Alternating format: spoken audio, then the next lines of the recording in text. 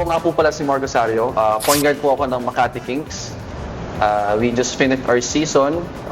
Unfortunately, natalo po kami sa San Juan sa quarters.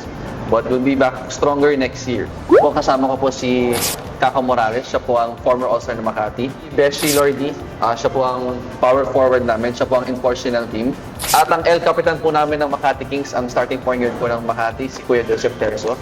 Teamwork. Para mag-unite. Oh, teamwork. Oh. Teamwork siguro, unite. And syempre, pang trash talk ni Lord. Yung energy. Bukit kami ng kasaysayan. Good luck sa ating dalawa. Pagkala kayo sa amin.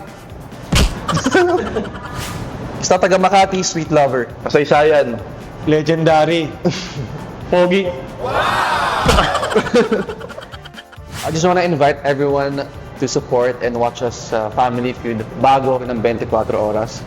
We hope to see you guys there. And don't forget to support Makati OK Bet Kings.